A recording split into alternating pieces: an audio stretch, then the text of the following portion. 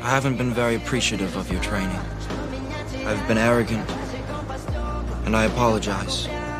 You are strong and wise, Anakin, and I am very proud of you. He will not let me down. He never has. What have you become? I am what you made me. He betrayed and murdered your father.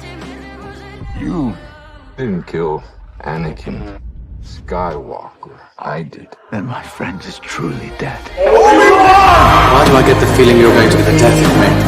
Don't say that, Master. You're the closest thing I have to a father. How would you feel if I turned into a major disappointment?